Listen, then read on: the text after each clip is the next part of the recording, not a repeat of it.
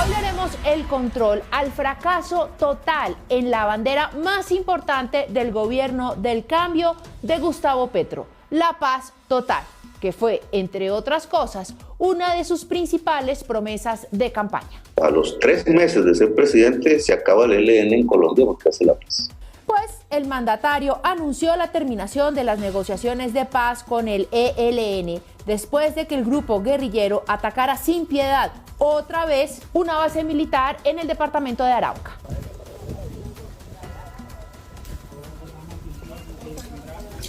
Dos soldados de la patria lamentablemente perdieron la vida y 27 más quedaron heridos. Esto dijo el mandatario después del atentado. Es una acción que cierra un proceso de paz con sangre. A los 3 meses de ser presidente se acaba el ELN en Colombia porque hace la paz. No, pues tan suavecito que es el presidente Petro con los criminales del ELN. ¿No les parece? Lo digo porque a los colombianos que no están de acuerdo con su gobierno no tiene ningún problema en llamarlos asesinos. Son los asesinos, los mismos que gritan fuera Petro. Y a las periodistas que incomodan y que señalamos diariamente los desastres de su gobierno y la corrupción, no tiene problema en llamarnos las periodistas del poder, las muñecas de la mafia. Pero a los criminales, delincuentes y narcos no les dice nada. ¿Por qué será? A los 3 meses de ser presidente se acaba el ELN en Colombia porque hace la paz. La política de paz total es un fracaso total porque demuestra dos cosas: la debilidad del presidente Gustavo Petro para defender a los colombianos y la incompetencia total del ministro de Defensa, Iván Velásquez. Ha quedado arrodillado el Estado Social de Derecho ante los grupos guerrilleros y de narcotráfico. Esto nos dijo el que sí sabe del tema, el expresidente Álvaro Uribe Vélez. La dictadura de Maduro es útil para proteger al terrorismo e inútil para la paz. Allá refugia al ELN, pero no le exige, no incide para que el ELN tenga gestos de paz con Colombia. Ya ocurrió con la FARC. Venezuela no fue mediador. Lo que hizo fue apoyar a la FARC para exigirle a Santos que claudicara, que violara todas las líneas rojas que había prometido no pasar. Y finalmente lo que firmaron fue una claudicación en favor de la FARC que a ninguna paz condujo. Le consultamos también al alcalde de Bucaramanga, el Nayib Bukele de Colombia, Jaime Andrés Beltrán, y esto nos dijo: no podemos negociar con los terroristas y delincuentes. Mientras nos sentamos en una mesa de paz, ellos siguen matando soldados y ciudadanos. Y el narcotráfico sigue siendo su fuente de financiación. La paz no se construye simplemente con intenciones, se construye con hechos. Hoy, como alcalde de Bucaramanga, le digo al gobierno nacional que las acciones deben ser contundentes. Los que quieran sentarse a negociar primero tienen que mostrar voluntad, y los que no tienen que ser atendidos con la fortaleza y la fuerza de nuestra fuerza pública para que puedan actuar de manera contundente y garantizarle la protección a nuestros ciudadanos, pero sobre todo a nuestros soldados. ¿Ustedes qué opinan? ¿Estaba cantado o no el fracaso de las negociaciones de paz con el ELN? Los leo en los comentarios. Esto nos dijo la senadora del Centro Democrático, Paola Holguín. Hoy lo que estamos viendo es el fracaso anunciado de la paz total. Muchas mesas de negociación, de diálogo sociojurídico, que lo único que han hecho es fortalecer a las estructuras criminales y debilitar a la fuerza pública. Hoy Colombia está padeciendo delitos de alto impacto en cifras que no veíamos desde hace 12 años, como el secuestro, que creció en un 70%, o el reclutamiento forzoso de menores, que está afectando especialmente a indígenas, o la extorsión, que está disparada. Señor Gustavo Petro, ¿cuándo va a cumplir su obligación constitucional y legal? En Colombia, las masacres no cesan. De hecho, en lo corrido del año van lamentablemente 48 masacres y 117 líderes sociales asesinados, según Indepaz. El mapa que publicó la Policía Nacional el pasado mes de julio sobre la presencia de grupos armados en el territorio nacional es alarmante. Básicamente, en todas partes hay presencia de criminalidad. ¿Y el presidente qué ha hecho? Pues nada, porque anda preocupado solamente por lo que sucede en Gaza. En Ucrania, ni que 8 cuartos tenemos que dedicarnos es aquí a Colombia. No tiene autoridad moral para irse a meter en un conflicto internacional lejano si resuelve la guerra en su propio país. Presidente Petro, ¿cuándo es que va a empezar a gobernar? Para ver más episodios del Control, se los dejo aquí. Escasez, mentiras y corrupción. Día a día, el país se cae a pedazos y todo se va deteriorando.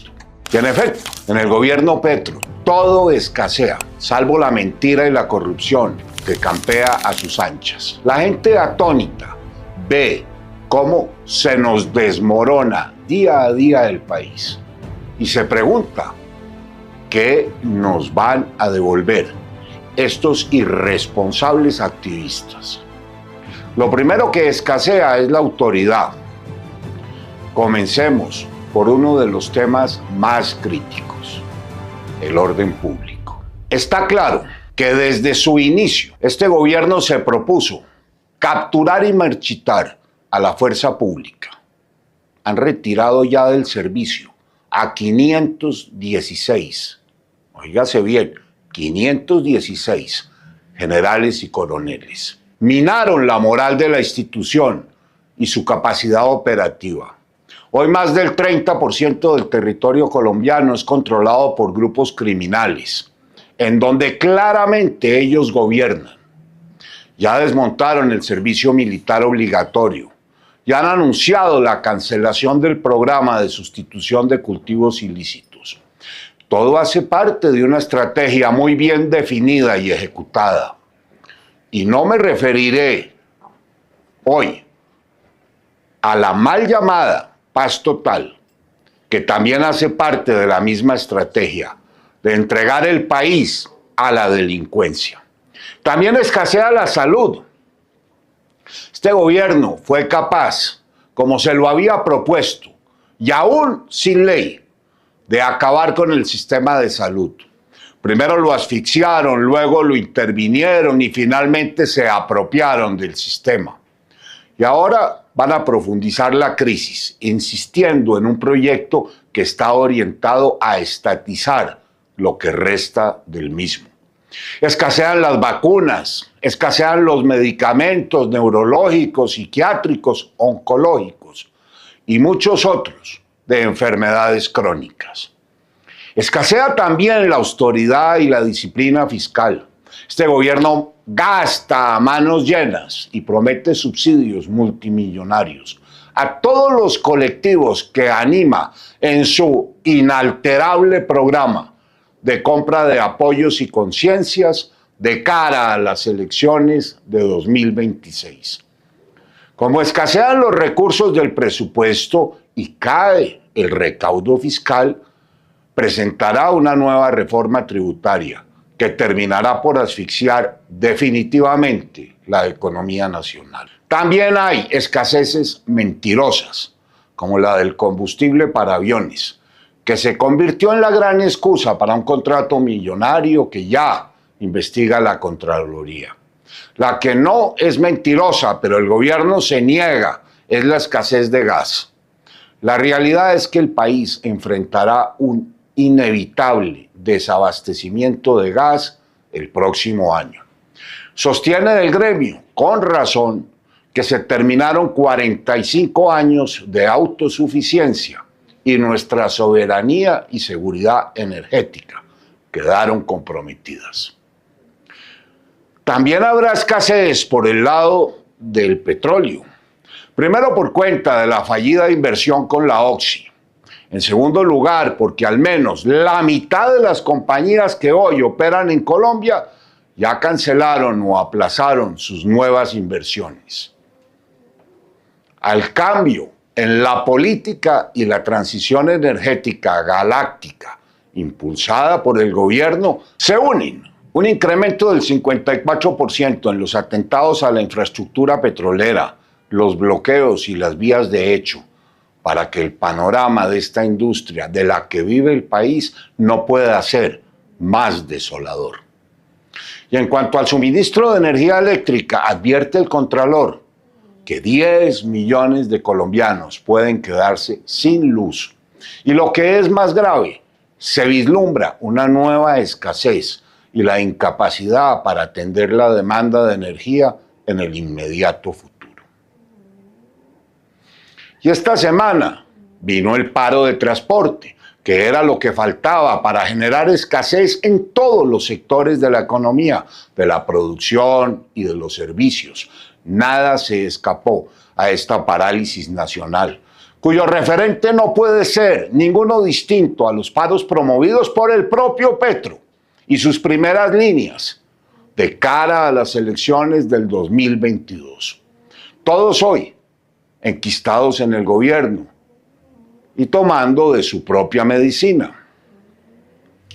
Miren, mucho esfuerzo me costó la aprobación del artículo 44 de la Ley de Seguridad Nacional del 2011, que tipificó el delito de incitar, constreñir, dirigir o proporcionar los medios para obstaculizar las vías que afectan la vida, la salud, la seguridad alimentaria, el trabajo y otros derechos esenciales de todos los colombianos. Para esas conductas hoy hay penas de prisión y multas que por supuesto ninguna autoridad investiga ni aplica. Finalmente, este gobierno claudicó.